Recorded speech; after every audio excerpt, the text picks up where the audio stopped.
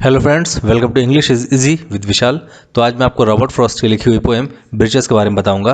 तो चलिए शुरू करते हैं। तो एक ब्रिचेस एक्चुअली पता नहीं इंडिया में ऐसे प्रोनाउंस होते हैं कि नहीं होते हैं, आई डोंट नो। मगर ये जो है ये ब्रिचेस की एक फ़ोटो मैंने गूगल से निकाली है। ये ऊपर की तरफ जाते हैं और उसके बाद बेंड हो जाते हैं।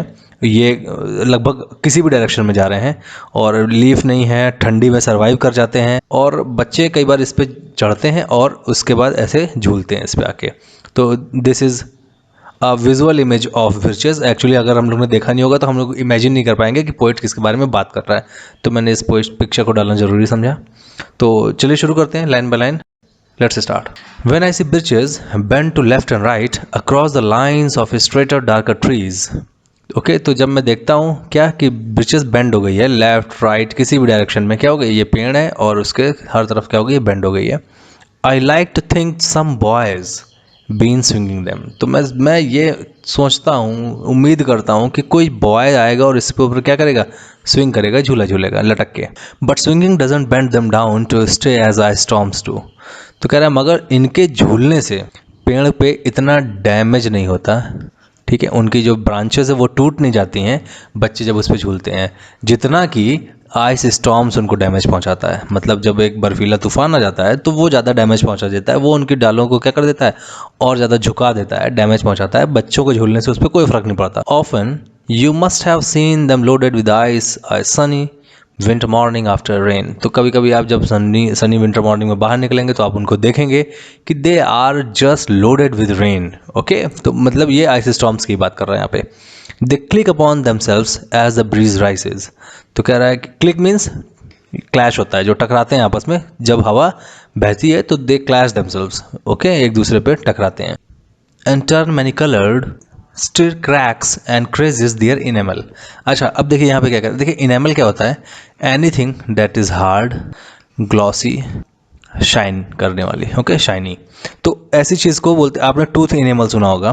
तो यहाँ पे उनके लिए बोल रहा है कि जो पानी की बूंदें हैं या फिर बर्फ़ है वो क्या हो गई, जो पेड़ों पे अटक गई है, ठीक है, फंस गई है। तो जब वो स्टिर करेंगे, स्टिर मतलब हिलाना डुलना, क्रैक्स वही इनेमल्स को बोल रहे हैं, ठीक है। जब वो हिलते हैं तो ये जो इसके इनेमल्स होते हैं वो क्या करते हैं, नीचे गिरते हैं और जब वो टूटते हैं, ठीक है, तो वो मैनी कलर्ड में तब्दील हो जाते हैं। कहने का मतलब ये है कि उसमें से जब सूरज की रोशनी गुजरती है तो वो कई कलर को रिप्रेजेंट करते हैं, एक प्रिज्म की तरह काम करते हैं। Soon the sun's warmth makes them shed crystal shells shattering and avalanching on the snow crust. आता है तो सूरज की गर्मी से क्या होता है कि जो पेड़ के ऊपर बर्फ़ जमी हुई है, ठीक है, जो क्रिस्टल सेल्स हैं वो क्या करने लगते हैं, टूटने लगते हैं। और एवलांचिंग, एवलांच मतलब होता है बर्फ़ का तूफान।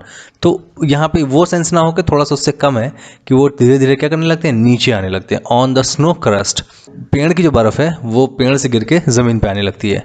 सच heaps of broken glass to sweep away you would think the inner dome of heaven had fallen. तो इतना ज़्यादा ब्रोकन ग्लास, अगेन बर्फ़ की बात कर रहे हैं कि इतना हीप बन जाता है, इतनी ज़्यादा बर्फ़ गिरती है पेड़ों से और इतनी ज़्यादा निकल जाती है, मतलब बह के पानी बन के निकल भी जाती है। आपको ऐसा लगता है कि ये जो डोम है, ठीक है, ऑफ हेवन हैड फॉलन। तो देखिए यार, एक क्रिश्चियनिटी में एक मान्यता है कि ये जो स्काई है it is not a sky but ये एक तरह का डोम है। हम सब एक यहाँ पर रह रहे हैं और हमको एक डोम ने घेर रखा है। डोम मतलब कह लीजिए किसी की तरह का गुंबद या समथिंग। तो इसीलिए कहते हैं कि जैसे लग रहा है कि जैसे गुंबद क्या हो रहा है, गिर रहा है। स्काई हैज़ फॉलन का ये जो आइडिया है ये उन्हीं का है, ठीक है।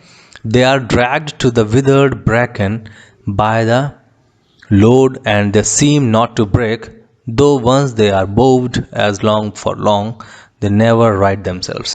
ओके, तो यहाँ पे दे है ब्रांचेस, तो उनको ड्रैग करते हैं, खींच लेते हैं। और जब तक कि विदर्ड मतलब हो गई, लगभग मुरझा गई, खराब हो गई। ब्रैकन, ब्रैकन मतलब होता है बर्फ़ की वजह से खराब हो गई, मुरझा गई। फर्न्स, ओके, तो जो भी नीचे जो घास उगी है, कोई भी तरह की झाड़ी है वगैरह वगैरह, वो क्या हो गई है, विदर्ड हो गई है। तो उसी के ऊपर ड्रैग करके क्या आ जाता है, इसकी दे यहाँ पे किसके लिए बात हो रही है, ब्रांचेस के लिए, ब्रिचेस के लिए। ओके, बाय द लोड, किसका लोड होता है, आप तो जान ही रहे हैं, बर्फ़ बहुत ज़्यादा उनके ऊपर हैवी हो जाती है। And the seem not to break, okay, यहाँ पे सीम वर्ड जो है वो थोड़ा सा ट्रिकी है, ठीक है। ऐसा लगता है कि वो टूटी नहीं है, मगर एक्चुअली उनमें डैमेज आ जाता है, वो परमानेंटली डैमेज हो जाती हैं।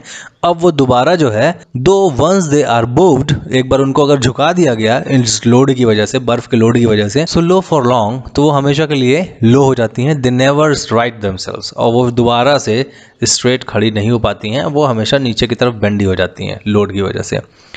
You may see their trunks arcing in the woods, year afterwards, trailing their leaves on the ground. Okay तो बहुत सालों तक आपको दिखेगा कि अगर मान लो कि उनमें पत्तियां बाद में आ भी गई, स्प्रिंग आया और समर आया तो उनमें पत्तियां आ भी जाएंगी, मगर वो ऐसा ही लगेगा जंगलों में कि उनकी जो पत्तियां हैं वो ज़मीन पे क्या कर रही हैं, रगड़ खा रही हैं। On the ground like girls on hands and knees, the जैसे कि लगता है कि लड़कियां जो हैं वो अपना हाथ और घुटना ज़मीन पर रखा हुआ है, अपने बालों को उन्होंने फेंका हुआ है और वो क्या कर रही हैं, अपने बालों को सुखा रही हैं, ठीक है। ऐसा लगता है कि पेड़ ने भी यही काम किया कि अपने अपने बालों को नीचे फेंक दिया हुआ है, ब्रांचेस को, और वो सुखा रहा है। तो ये इमेज जो है, जहाँ तक है कि बचपन में रॉबर्ट फ्रॉस्ट ने खुद ऐसे लड़कियों को करते देखा होगा उस टाइम पे, ठीक है, कि वो सूरज की रोशनी में अपने बाल को आगे की तरफ गिरा के सुखा रही हैं। तो सेम वही चीज़ उन्होंने ये इमेज यहाँ से उठाई है। But I was going to say when truth broke in with all her matter of fact about the ice storm, I should prefer to have some boy bend them as he went out to fetch the cows. तो पिछले para में उन्होंने girls की बात की, अब वो यहाँ पे बॉय की बात कर रहे हैं, ठीक है, और कह रहे हैं कि मगर मैं आपको ये बताने वाला हूँ, इस बर्फ़ की जगह पे, मैटर ऑफ फैक्ट ये है कि यार ये आइस स्टॉर्म की जगह पे मैं प्रीफर करूँगा कि अगर कोई लड़का होता और उन ब्रांचेस को बेंड करता तो ज़्यादा अच्छा लगता, ठीक है, क्योंकि बच्चे का जो डैमेज होगा वो परमानेंट नहीं होगा, मगर जो आइस स्टॉर्म से जो डैमेज आएगा वो परमानेंट हो जाएगा, उससे पेड़ क्या हो जाएगा, ख़राब हो जाएगा, ठीक है। इसलिए वो कह रहा है कि यार मैटर ऑफ फैक्ट ये है कि मैं चाहता हूँ, मैं प्रीफर करूँगा कि किसी आइस स्टॉर्म से पेड़ ख़राब होने के बजाय कोई बच्चा ही आए उसको झुका दे, because that damage would not be permanent, as he would out and in to fetch the cows. अच्छा, बॉय भी वो स्पेसिफिक कर रहे हैं, क्या कह रहे हैं कि वो कोई और बॉय नहीं होना चाहिए, वो काउ बॉय होना चाहिए, ठीक है। जब वो आए और जाए कब, अपने गाय को चराते हुए। Some boy too far from town to learn baseball. अब ये देखिए, ये एग्जैक्टली अपनी इमेज को दिखा रहे हैं, अपना ही रिप्रेजेंटेशन कर रहे हैं, कह रहे हैं कि वो शहरी दुनिया से इतना अलग होना चाहिए कि उसको बेसबॉल क्या है पता ही ना हो, मतलब वो बिल्कुल नेचर का लड़का हो, उसको जो आर्टिफिशियलिटी है वो बिल्कुल ना मिली हो।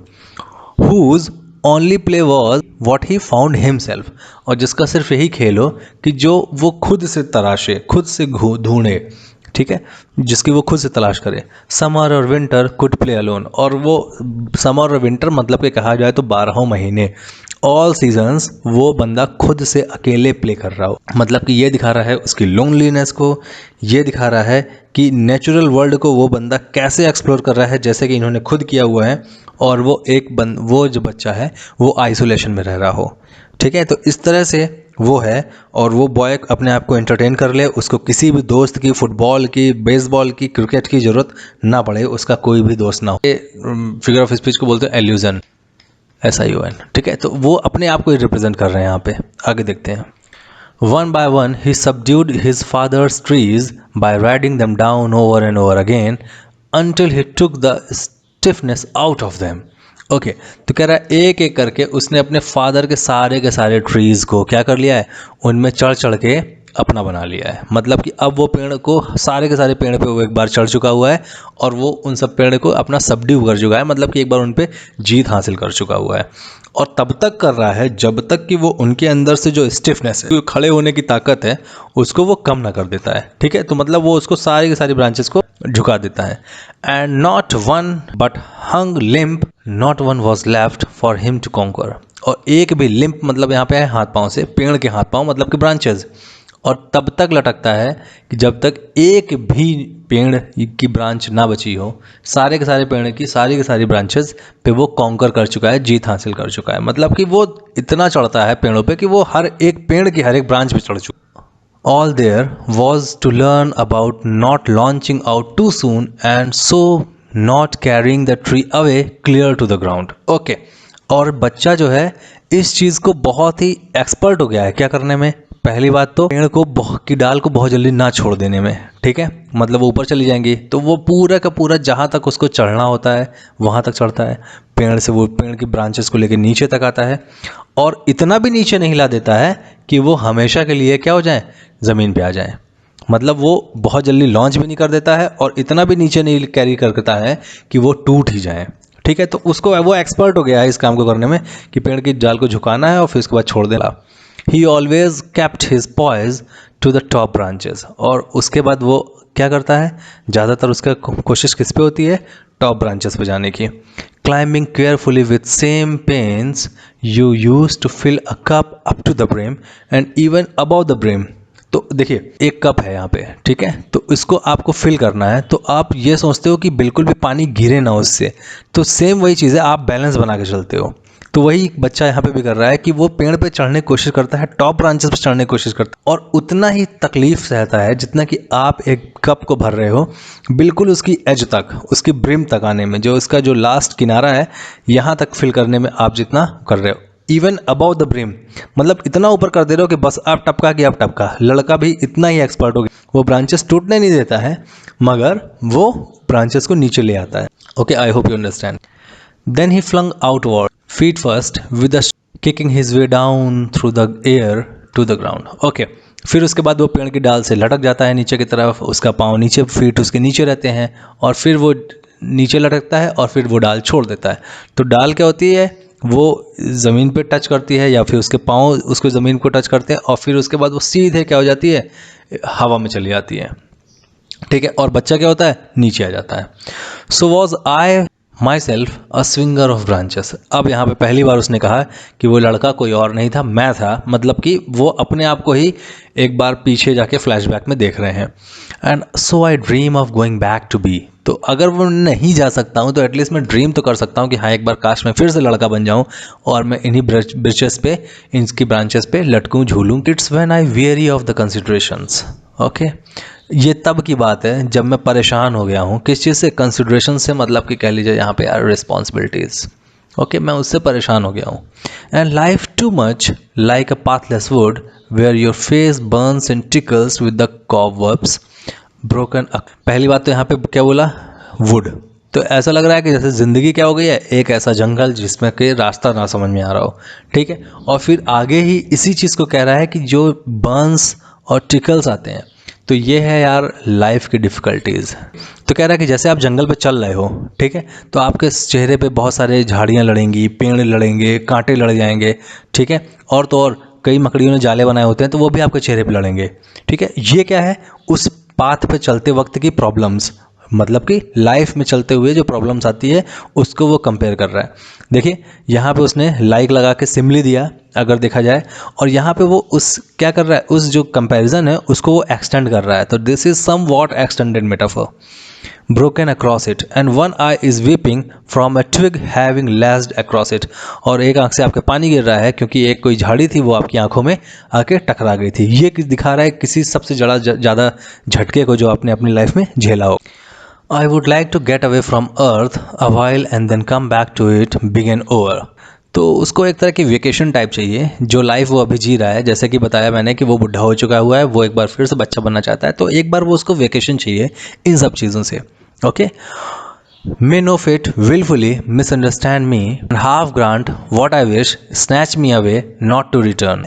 विलफुली क्या करना चाहता हूँ कि मुझे गलत मत समझो, मेरी जो विश है उसको आप हाफ ग्रांट कर दो, मतलब कि मैं बच्चा बनना तो चाहता हूँ मगर मैं फिर दोबारा वापस आना चाहता हूँ। ये मत कर दो कि मेरे से आप जो वापस आने का जो एक क्वालिटी है उसको आप स्नैच कर लो मुझसे, मतलब कि मैं छुट्टी पे जाना चाहता हूँ, अपनी रिस्पॉन्सिबिलिटीज से दूर जाना चाहता हूँ, मैं बच्चा बनना चाहता हूँ बट नॉट परमानेंटली, उससे वापस भी आना चाहता हूँ। The earth is the right place for love. Okay, ये लाइन बहुत इंपॉर्टेंट है, कई बार पूछी गई है कि किस पोएम से लिखी है, किसने लिखी है। तो ये जो अर्थ है ये एक सही जगह है एक दूसरे से प्यार मोहब्बत करने की। I don't know where it is likely to go better. Okay, तो मुझे आइडिया भी नहीं है कि ये किस जगह पे हो जाएगी। तो क्या ये मेरे बचपन में रही होगी, क्या ये मेरे जवानी के दिनों में रही होगी, क्या मेरे बुढ़ापे के दिनों में रही होगी। I would like to go to climbing a birch tree and climb back branches up to the snow white trunk towards heaven। तो अब ये कह रहा है कि देखिए मैं बर्ड्स ट्री पे चढ़ना चाहता हूँ और वहाँ से मैं इतना ज़्यादा ऊपर जाना चाहता हूँ कि मैं क्लाइंब कर सकूँ टुवर्ड हेवन, मतलब कि मैं ऊपर से आसमान को देख सकूँ, स्वर्ग को देख सकूँ, हेवन को देख सकूँ। Till the tree could bear no more but dipped its top and set me down again. अच्छा, अब देखिए वो बुढ़ा हो चुका है, वो हेवन को देखना चाहता है मगर वो मरना नहीं चाहता। कहता क्या है कि मैं उतनी ऊपर तक जाऊंगा जब तक कि ट्री मुझे बियर कर सकती है। ओके, उसके बाद फिर मैं क्या होगा, मुझे टॉप से नीचे डिप कर दे and set me down again, और फिर मैं नीचे आ जाऊं।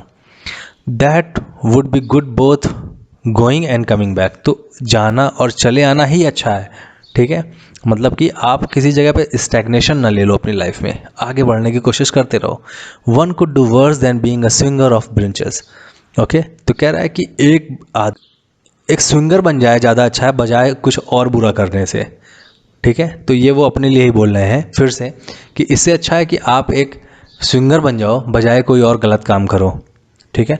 तो पेड़ को डैमेज पहुंचा लो जो कि एक तरह का टेम्परेरी डैमेज है, वो ज़्यादा अच्छा है इसके बजाय कि आप कोई और गलत काम करो। तो ये पोएम था, ये एक्सप्लेनेशन था उसका, समझ में आया होगा मुझे उम्मीद है।